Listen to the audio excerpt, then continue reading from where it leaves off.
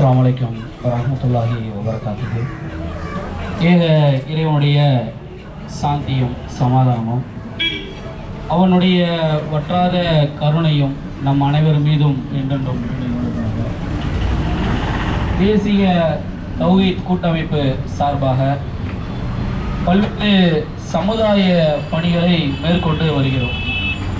அதில் ஒரு பகுதியாக வட்டி ஒரு வன்கொடுமை என்ற தலைப்பின் கீழாக சில தகவல்களை இங்கே பரிமாற்றம் செய்ய கடமைப்பட்டு உள்ளோம்.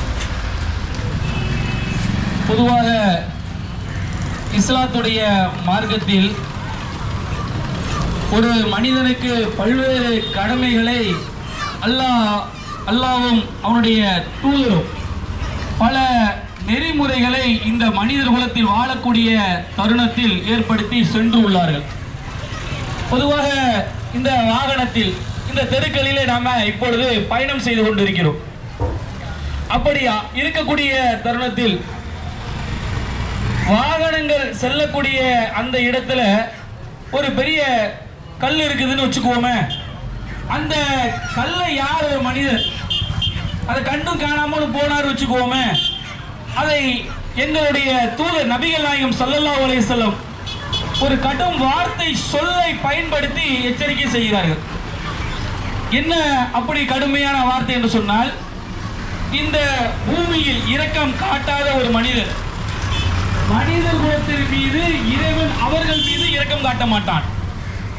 எப்படி இருக்கு பாருங்க. ரோட்டில் ஒரு கல்லு கிடக்குது, அந்த கல்லை அகட்டாம ஒரு முஸ்லீம் போனான்னு சொன்னா அவன் மனிதர் குலத்தில் பிரயோஜனம் இல்லாத அடிப்படை ஒரு ஜீவனாம்சமாக வாழக்கூடிய ஒரு மனிதனை போன்று அல்லாஹ்வுடைய தூதர் எச்சரிக்கை செய்கிறார்கள். அப்ப இந்த உலக வாழ்க்கையில நீங்கள் ஒரு பயணத்தை கடக்கக்கூடிய தருணத்தில் அதில் கீழே கடக்கக்கூடிய கல்லு கூட உங்களுக்கு அதை நீங்கள் அகற்ற வேண்டும், அது பிற மனிதர்களுக்கு பாதிப்பு ஏற்படக்கூடாமல் நீங்கள் பார்த்து கொள்ள வேண்டும் என்று சொல்லக்கூடிய இந்த மார்க்கத்தில் தான் பெரும் பாவம் என்று சொல்லக்கூடிய வட்டி என்பது இன்றைக்கு இந்திய அரசியல் சாசன சட்டத்தில் சொல்லக்கூடிய தகவல் என்ன என்று சொன்னால், அது ஒரு வன்கொடுமை. எவன் ஒரு வட்டிக்கு வாங்கிட்டு அதிகமா மீட்டர் வட்டி, பிளைட் வட்டி, ராக்கெட் வட்டி என்று எவன் ஒரு வசூல் செய்கிறானோ அவன் இந்திய அரசியல் சாசன சட்டத்தின் கீழ் அடிப்படையில் ஒரு மனிதன் தண்டனைக்குரியவனாக இந்திய அரசியல் சாசன சட்டத்தில் எழுதப்பட்டிருக்கக்கூடிய சட்டம். ஆனால் இதை பல்லாயிரம் வருடங்களுக்கு முன்பாகவே அல்லாஹ் தனது திருமறையிலே இந்த வட்டிக்கு வாங்கக்கூடிய மனிதர்கள் பற்றி சொல்லும் பொழுது 4 சாரார்களாக அல்லாஹ் ரப்பல் ஆலமீன் பிரித்து காட்டுகிறார்.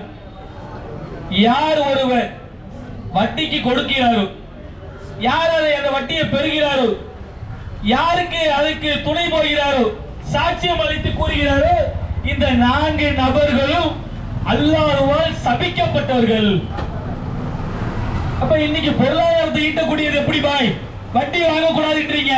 நான் கடை வச்சிருக்கிறேன் நானே வட்டிக்கு வாங்கத்தானே செய்யணும். ஏன் நான் இன்னைக்கு ஒரு கடைக்குள்ள போனோம்னா கல்லாப்பட்டியில பணம் இருக்குதோ இல்லையோ தண்டல் புக்கு வட்டி புக்குன்னு இருக்கும். என்ன காரணம்? நான் அதன் மூலமாக வாங்கிய வட்டியின் மூலமாக பெரும் பொருளாதாரத்தை ஈட்டி இந்த உலக வாழ்க்கையில் வாழக்கூடிய தருணத்தில் சுபபோகமாக வாழ்ந்து பிற மனிதர்கள் முன்னாடி நான் பெரிய ஆள் என்பதை காண்பிக்க வேண்டும் என்றதை தவிர வேற என்ன வட்டியினுடைய நோக்கம்? அப்ப அல்லாஹ்வுடைய தூதர் நபிகள் நாயகம் ஸல்லல்லாஹு அலைஹி வஸல்லம் அவர்கள் குறிப்பாக இந்த மனிதர் குலத்திற்கு கட்டளை இடுகிறார்கள். இந்த உலகத்தில் மனிதர்கள் மீது இரக்கம் காட்டாத ஒரு மனிதன் அவர்கள் மீது இறைவன் கருணை காட்ட மாட்டான் என்று சொல்கிறார்களே. இப்படி சொல்லக்கூடிய இந்த மார்க்கத்தில் தான் பெரும் பெரும் வட்டி மூசாக்களாக உலாவித்து கொண்டிருக்கிறார்கள். இதற்கெல்லாம் அடிப்படை காரணம் என்ன தெரியுமா? பேசிக் அறிவுன்னு சொல்றாங்களா இல்லையா, அதற்கூட இல்லாமல் இருக்கக்கூடிய மனிதர்களாக தான் இந்த உலக வாழ்க்கையில வாழக்கூடிய தருணத்தை பொதுவா எங்கேயும் போக வேண்டாம். இந்த பகுதியில எப்படிப்பட்ட பல மக்கள் வாழ்ந்து கொண்டிருக்கிறார்கள். நடுத்தர மக்கள் இருப்பாங்க, ரொம்ப அடிமட்ட ரேஞ்சில் இருப்பாங்க, அல்லது உயர்ந்த ஒரு இடத்தில் இருக்கக்கூடிய மனிதர்களாக இருப்பாங்க. இப்படி 3 ட்ராக்ல என்ன செஞ்சிடலாம்? மனிதர் குலத்தை பிரித்து விடலாம். இந்த பகுதியில் நாம அப்படித்தான் வசிப்போம். வசிக்கக்கூடிய நாம தான் இந்த வட்டிகளை விழுந்து கிடக்கிறோம். அப்ப இந்த வட்டியை பத்தி சொல்லும் பொழுது வாங்கக்கூடிய மக்கள் எந்த நிலையில வாங்குவாங்கன்னு சொன்னா, ஒரு சில மனிதர்கள், என்னுடைய பிள்ளை திடீரென்று ஒரு நோய்வாய்ப்பட்டு விட்டது, அந்த நோய்வாய்ப்பட்ட பிள்ளைக்காக பல மனிதர்களிடத்துல நான் சென்று பொருளாதாரம் கேட்கிறேன். கேட்கக்கூடிய அந்த தருணத்தில் என்னுடைய உறவினர்கள், எனது நண்பர்கள் அனைவரும் கை விரித்து விட்டார்கள். இப்ப என் புள்ள சாக கிடக்குது. இந்த தருணத்தில் போய் என் புள்ள சாகக்கூடிய தருணத்தில் போய் நான் வட்டி வாங்குறேன்னா அந்த வட்டி கூடும். அதை இறைவன் என்ன செய்யற, அங்கீகரிப்பான். ஏன் எவனுமே உதவி செய்யல, உறவினர் உதவி செய்யல, நண்பர்கள் உதவி செய்யல, பழகிய பழக்கம் எல்லாம் அத்துவடியா போய் போச்சு. அதனால என்ன, எனக்கு இந்த அனுமதி தருவான் இறைவன். என்னண்டு எவனுமே தரலையே, எனக்கு தரது வட்டிக்காரன் தான். அப்ப வட்டி கொடுக்கிறவங்களா இல்லையா, அவனுக்கு அது ஹலாலா ஹராமான்னு கேட்டா அவனுக்கு அது ஹராம் தான்.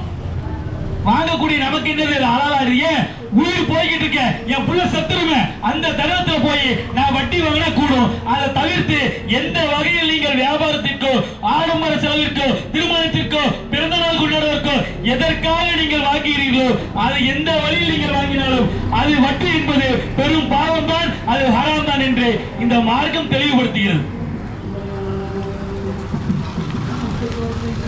அப்ப வட்டி என்ற இந்த பாதக செயலை மக்களாகிய நாம் என்ன நினைத்துக் கொண்டிருக்கிறோம் என்று சொன்னால், வியாபாரம் செய்கிறோம், செய்யக்கூடிய வியாபாரத்துல 10 ரூபாய்க்கு நான் பொருளை வாங்கிட்டு வந்து 12 ரூபாய்க்கு விற்கிறேனா இல்லையா, அப்ப நான் 2 ரூபாய் கூட நான் வாங்குறேன். அதே போன்றுதான் வட்டியும் வருது. நான் 100 ரூபாய் கொடுத்துட்டு 110 ரூபாய் கேட்கிறேன், இது என்ன வட்டியா? வட்டி தான். வியாபாரத்துக்கு நீங்க என்ன பண்ணீங்க, பெட்ரோல் போடுவீங்க, போய் உழைப்பீங்க, வருவீங்க, வியாபார வரவுக்காக நீங்கள் பல்லாட்களாக உங்களுடைய கடைகளை இருந்து அதை பாதுகாத்து இருப்பீர்கள். இதுல உழைச்சீங்களா? வட்டிக்கு கொடுத்துட்டு நீங்க பாட்டு ஆயா போயிட்டீங்களே. ஆனா வியாபாரத்துக்கு உழைப்பது போன்று வட்டிக்கு உழைத்தவர்கள் உண்டா? கிடையாது. கேட்டா சொல்றான் வியாபாரம் வட்டி ஒண்ணுதான். இப்ப எப்படி இது கூடும்? அப்ப எனக்கு ஏற்றாறு போல இந்த உலக வாழ்க்கையில என்னுடைய மார்க்கத்தை நான் வளைப்பவனாக இருந்தால் இது எப்படி ஹலாலாகும்? கேட்டா நான் ரொம்ப சிரமப்படுறேன் பாய்.